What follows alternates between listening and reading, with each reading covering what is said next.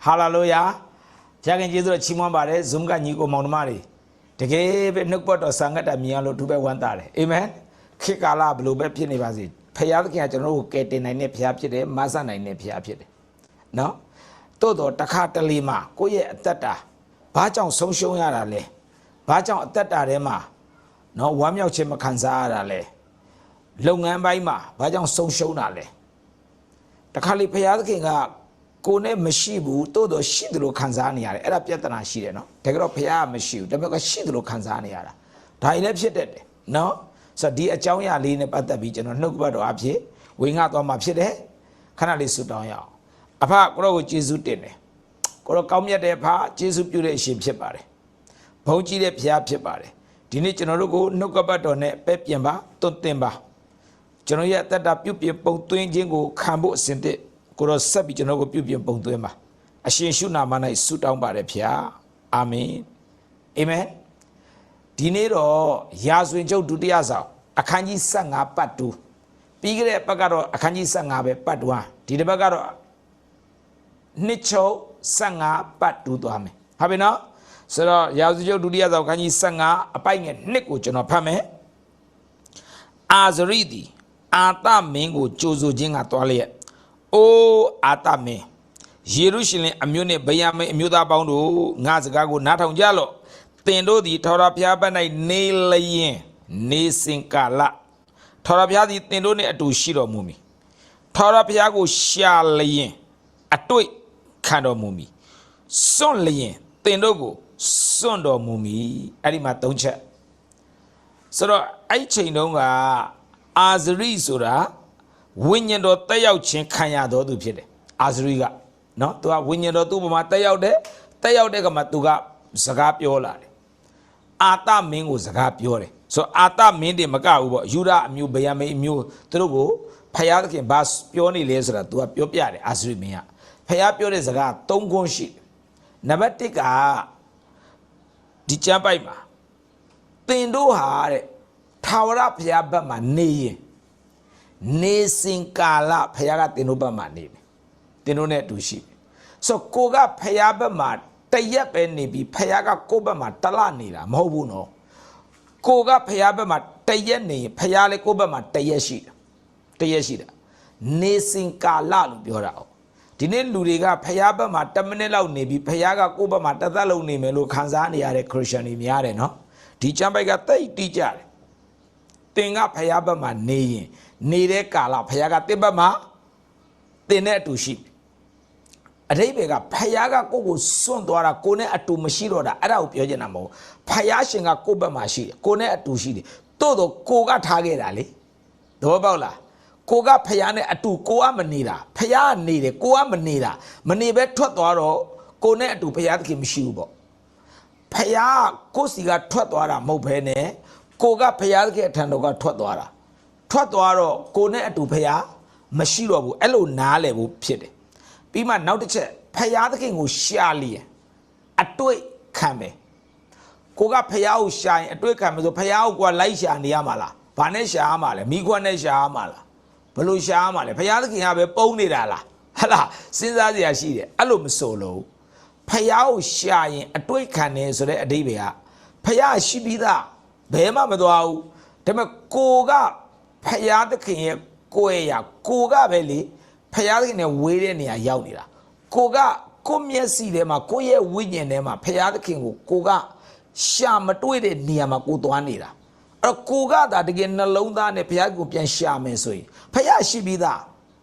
She be that. Hala, Ado, Koga Payada King she's a generic Maku Mashiro, Koga Piauda, a man Paya Piauda move. Hala, a Koga Shine, a toy came so a day vega, Koga Payadkin, she's a genenia, Yaula like that piano they do it. Uma the hoop your man, Chenapasa a piaude. Hapasa a piaude, Napasa a piaude, Napasa a do mila. So a day vega, Passa a piauda, Mahobuno, Passa a Shiame Niama Babile, Mashira. Shiame Niama, Mashira, Obacole, Piaude Lucora. A Koga Payadkin was shying a toy came so. Koga Shiame Niama Mashiro, Koga Piaunira Ama, or Koga Shiame Nia Pianla, Tingo Piagan, but my she's a gene. ရှိစေခြင်းတဲ့နေရာကိုတင်ရောက်လာရင်သင်ကဖယားသခင်နဲ့တွေ့ပြီပေါ့အဲ့ဒါကိုပြောတာနော်နံပါတ်1နံပါတ်3ဖယားသခင်ကိုစွန့်လျင်သင်တို့ကိုလည်းစွန့်မယ်အဲ့တော့ဖယားကကျွန်တော်တို့စွန့်ပါလားအဲ့လိုမဆိုလို့ဖယားကကျွန်တော်တို့ကိုမစွန့်ဘူးသို့တော့ကိုကဖယားကိုစွန့်လိုက်တော့ဖယားကိုစွန့်ပြီးသားဖြစ်သွားတာပေါ့သဘောပေါက်လားအဲ့ဒါနော်ဥမာလူတစ်ယောက်ကနောက်လူတစ်ယောက်နဲ့အတူနေတယ်နော်နံပါတ်1ကနံပါတ်2နဲ့အတူတူနေတယ်ဒါပေမဲ့ဒီနံပါတ်1သမားကနံပါတ်2သမားကိုစွန့်ပြီးတော့ထွက်သွားတော့နံပါတ်2သမားကလည်းနံပါတ်1သမားကိုဘာဖြစ်လဲစွန့်ပြီးသားဖြစ်သွားတာပေါ့အဲ့ဒါကိုပြောနေတာဒါကြောင့်မို့ဒီနေ့ကိုယ်တိုင်ကနော်ဖယားသခင်ကိုမစွန့်ဖို့လိုတယ်ဖယားသခင်ကိုရှာဖို့လိုတယ်အဓိပ္ပာယ်ကကိုရှိရမယ့်နေရာဘုရားခင်ရှိစေခြင်းနဲ့မှာရှိဖို့လိုတယ်နော်ဒါဆိုရင်ဘုရားကသင်နဲ့အတူရှိပြီးသားပဲနော်အဲ့တော့ဘုရားသခင်ကိုရှာလို့ပြောရင်အဓိပ္ပာယ်ကမျက်စိနဲ့လိုက်ရှာတာမဟုတ်ဘူးကိုယ့်ရဲ့အသက်တာမှာဘုရားကဘယ်မှာရှိစေခြင်းလဲလွဲနေရာလွဲနေရှိစေခြင်းတဲ့နေရာကိုပြန်ရင်လားဒါဆိုရင်ဘုရားသခင်နဲ့သင်တွေ့သွားရောဟုတ်ပြီလားဒါလေးကိုနားလဲစေခြင်းတယ်ကောင်းပြီအဲ့တော့အကြောင်းရင်းကဘာကြောင့်အာဇတိကဒီလိုပြောတာလဲဖယားကိုရှာပါတို့ဟာလားဖယားဘက်မှာသင်နေစဉ်ကာလဖယားကသင်နဲ့အတူရှိမယ်တို့ဒါမှမဟုတ်လေဖယားကိုသင်ဆွင့်ဖယားကသင်ကိုဆွင့်မယ်ဘာဖြစ်လို့အာဇတိကဒါတွေပြောတာလဲအဲ့ဒီခေအဲ့ဒီအချိန်မှာ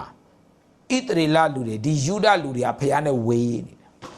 ဖယားကိုလည်းဂယုမဆိုင်ဘူးဖယားခင်ရှိစေခြင်းနဲ့နေမှာလည်းကိုမရှိဘူးကြည့်နော်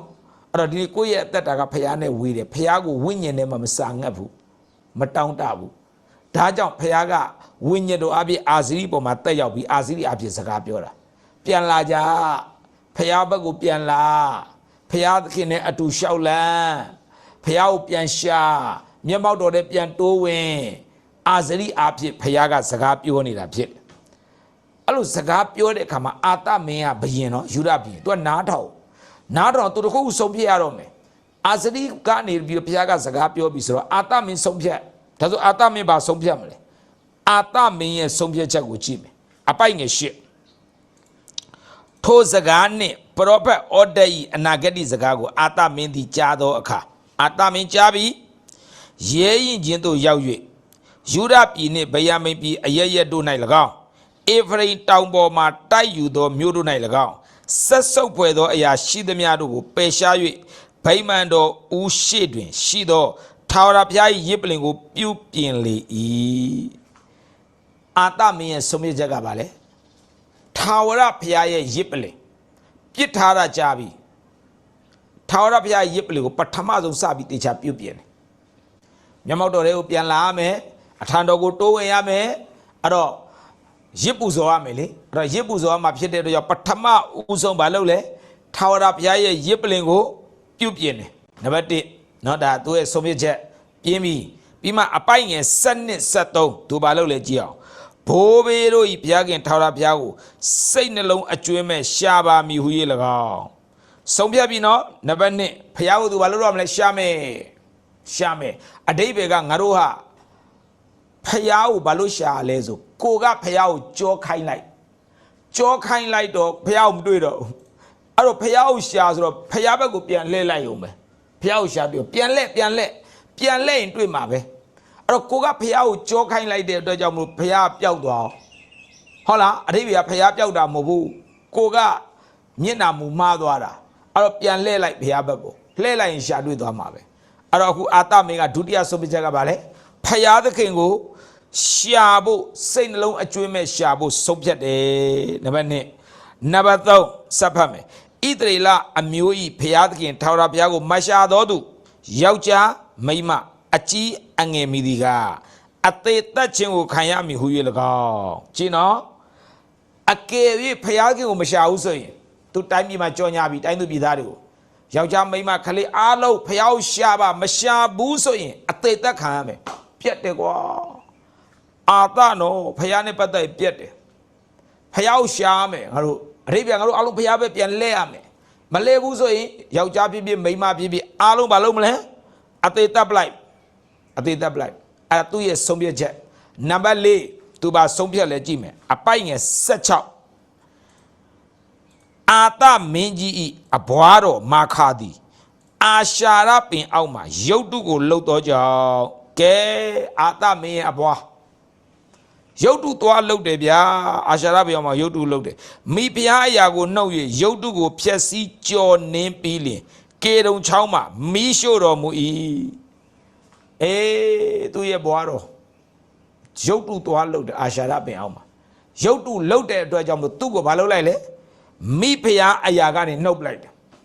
အဘွားတော်နော်မာခါကိုမိဖုရားသူကမိဖုရားယာတုကနေနှုတ်ပလိုက်မပြီးသေးဘူးအဲ့ဒီရုပ်တုအလုံးယူဖြက်စီးပြီးမှကေတုံချောင်းသားမှာသွားပြီးမီးရှို့ပလိုက်တုံးချက်နော်တိမိဖုရားနေရာနေဖြုတ်ရုပ်တုလှုပ်တဲ့လူတွဲမထားရအောင်ဝိညာဉ်ရေးရမှာအဲ့ဒါနဲ့ပတ်သက်လို့နဲ့တွဲပြီးတင်သာသနာမလုပ်ရအောင်ဆိုအဲ့ဒီလူကိုဘာလုပ်ရလဲယာတုဖြုတ်မိဖုရားနေရာနေဖြုတ်နောက်တစ်ချက်ကသူလှုပ်တဲ့ရုပ်တုကိုဖျက်ဆီးနံပါတ်3ပါလဲကေတုံချောင်းသားသွားပြီးမီးရှို့ပလိုက်ရတာဒီတိုင်းမထားရအောင်မီးရှို့ပလိုက်ရတာအဲ့တော့ပြောမယ်ဆိုလို့ရှိရင်ဒီအာသမင်းကအာဇရိရဲ့ပရောဖက်ပြုချက်ဖျားခင်စီကလာတဲ့သတင်းစကားကိုကြားတဲ့အခါမှာ respond ဝိညာဉ်ရမှာအဲ့ဒါအရေးကြီးတယ်နော် respond ဘယ်လိုတုံ့ပြန်မလဲဘယ်လိုဆုံးဖြတ်မလဲဒီနေ့ Christian တွေ church တက်တယ်စပြီးတော့ဖျားเจ้าနဲ့ဝင်တယ်တရားစကားနားထောင်တယ်ပြန်ထွက်လာတယ်ဘာပြောင်းလဲဘာမပြောင်းဝင်လာတယ်အာမင်နဲ့စတယ်ထွက်သွားတယ်အာမင်နဲ့ဆုံးတယ်ပြီးသွားပြီဘာပြောင်းလဲဘာမပြောင်း response ဘာမရှိဘူးအာမင်နဲ့စတယ်ပြီးဖျားเจ้าကဝါအောင်အိတ်တယ်အာမင်ဆုံးတော့ပြန်သွားတယ်ဘာ response မှမရှိဘူးအာသမင်းကိုကြည့် response ရှိတယ်ကြားပြီလေအော်ဖျားနဲ့ငါတို့တိုင်းသူပြည်သားတွေဝေးနေတယ်ဟာလားဖျားတခင်ကိုငါတို့ကြောခိုင်းထားတယ်မျက်မှောက်မပြုတ်ဘူးအခုအာဇရိကပြောလာပြီဒါနဲ့သူချက်ချင်းစုပ်ပြတ်တယ်လေတော့ဖျားသခင်ရဲ့ရစ်ပလင်အားလုံးပြန်ရစ်ပူဇော်တော့မယ်ငါတို့ရစ်ပလင်အားလုံးပြင်ပြီးမှတိုင်းပြီးမှအကုန်ကြောညာတယ်ထော်ရဘုရားကိုရှာမယ်ရှိတဲ့နေရာနေထွက်လာခဲ့ဘုရားခင်မျက်မှောက်တော်တိုးဝင်မယ်နံပါတ်3မရှာတဲ့လူယောက်ျားမိန်းမအားလုံးတတ်နံပါတ်4အဘွားတော်မခရုပ်တုလုပ်တယ်သူ့မိဖုရားယာတုကနေဖြုတ်ရုပ်တုကိုဖျက်ဆီးကေတုံချောင်းသားမှာမီးရှို့ဒါသူ့ရဲ့တုတ်ပြန်ချက်နော်ကောင်းပြီအဲ့လိုအာသမင်းကခေါင်းဆောင်နော်အာသမင်းကအဲ့လိုတုံ့ပြန်လိုက်တဲ့အတွက်ကြောင့်အဲ့လိုဆုံးဖြတ်ပြီးတုံ့ပြန်လိုက်တဲ့အတွက်ကြောင့်သူရရှိတဲ့အကျိုးကဘာတွေလဲဘာအကျိုးရလဲသူရတဲ့အကျိုးအရေးကြီးတယ်နော်တုံ့ပြန်မှုမှန်ရင်ထူးခြားလာမယ်သဘောတရားမဟုတ်ဘူးဘာသာရေးမဟုတ်ဘူးကစားနေတာမဟုတ်ဘူးဖျားစကားကိုကြားပြီးတကယ်တုံ့ပြန်ရင်တတ်သိတွေ့ရလိမ့်မယ်အဲ့ဒီတတ်တရားပါလေရရှိသောအကျိုးเนาะအကျိုးကလည်း3မျိုးလောက်ရတယ်ဘာအကျိုးတွေရလဲကြည့်အောင်အပိုက်ငယ်15ယူဒလူအပေါင်းတို့သည်ထို့သို့ကျိန်ဆိုခြင်းကိုပြုသောအခါဝမ်းမြောက်ကြ၏